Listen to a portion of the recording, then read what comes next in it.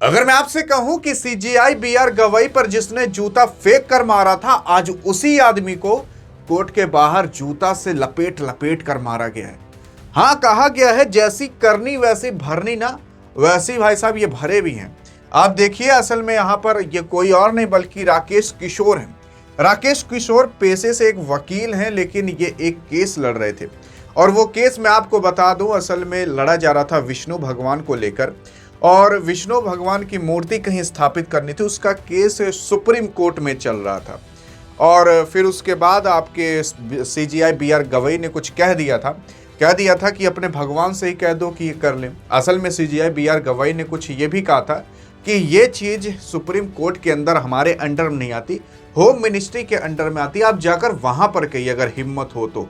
लेकिन उसके बाद आपके सीजीआई बीआर गवई ने जब ये कहा कि अपने भगवान से ही कह दो कर लें, तो भाई साहब इनको इतना गुस्सा आ गया कि उठाकर लाए चप्पल जूता इनके ऊपर ठोक दिए। ये कोई और नहीं बल्कि चीफ जस्टिस ऑफ इंडिया हैं, बीआर गवई नाम है। हाल फिलहाल इनका भी रिटायरमेंट हो चुका है और अब ये नॉर्मल एक इंसान के तौर पर रहते हैं। बीआर गवई पर जूता फेंकना या फिर किसी चीफ जस्टिस ऑफ इंडिया पर जूता फेंकना भाई साहब नॉर्मल बात नहीं होती। इस बंदे को इतना ज्ञान और इतना इसके दिमाग में कानून भरा हुआ है, अगर ये कानून लगाना चालू करता ना तो मुझे नहीं लगता कि ये जिंदगी भर कभी बाहर दिखाई भी देते। लेकिन बहरहाल आपके सीजीआई बीआर गवई ने कुछ भी नहीं किया, संयम दिखाया और कहा कि जाने दीजिए। तब भी यहाँ पुलिस ने इनको लपेटा और उसके बाद खींच खाच कर कोर्ट के बाहर लेकर गए थे और ये चिल्लाते वहां पर रह गए। लेकिन कहा गया ना कि जैसी करनी वैसी भरनी, ये वही राकेश किशोर हैं जिनको कि अब जूता चप्पल से बाहर ठोका जा रहा है कोर्ट के बाहर। लेकिन मैं आपको ये बता देना चाहता हूं कि ये जो घटना थी, इस घटना के बाद सहादरा के जो सचिव हैं उन्होंने बताया था कि ये मामले में दो वकील के बीच पुरानी कहासुनी हुई। पुरानी कहासुनी का मतलब वही जो पीछे जूता उता मारा गया था, फिर इनको जूता से लपेटा गया। तो जो मारने वाला व्यक्ति था ना, वो भी जूता से ही मार रहा था और वो भी वकील था। इसके बाद लेकिन अब तक कोई औपचारिक शिकायत नहीं दी गई है। शिकायत मिलते ही कार्रवाई की जाएगी। मतलब अभी कोई शिकायत उकायत नहीं की है, जब शिकायत मिलेगी तो इस चीज़ पर कार्रवाई की जाएगी। लेकिन किसी ने इस चीज़ को पूरा का पूरा कैमरा में रिकॉर्ड कर लिया था और जब वो कैमरा में रिकॉर्ड किया गया तो मतलब इनका राकेश किशोर का तो पूरा का पूरा रिकॉर्ड किया गया, लेकिन जो सामने से मार रहा था उसका ठीक से चेहरा नहीं दिखाई दिया है, जिसकी वजह से अभी उसके बारे में कुछ पता नहीं चल पाया।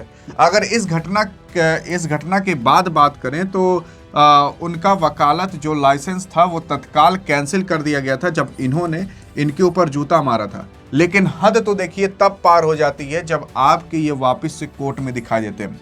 मतलब वकालत का लाइसेंस तुरंत इनका कैंसिल हो गया था जब इन्होंने जूता मारा था, लेकिन तब भी ये कोर्ट में और एक वकील का सूट बूट पहनकर क्या कर रहे थे वहां पर।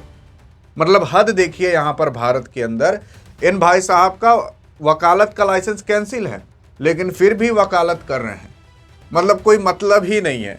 ये भी है ना, यहाँ पर देखिए कौन है राकेश किशोर। मैंने आपको बता दिया कि बीआर गवई के ऊपर जो जूता फेंके थे वही राकेश किशोर है। अब इनको जूता से ठोका जा रहा है के ही साथ साथ। लेकिन अब एक बार आप बताइएगा कि अगर बीआर गवई की जगह कोई और होता और कोई सनकी सीजीआई होता तो भाई साहब इनका क्या हाल करता, एक बार बताइएगा जरूर। देखते हैं आप कौन सी वो धाराएं और क्या चीज लिखते हो। अधिक जानकारी चाहिए तो इस वीडियो में मिलते हैं, तब तक के लिए जय हिंद और जय भारत।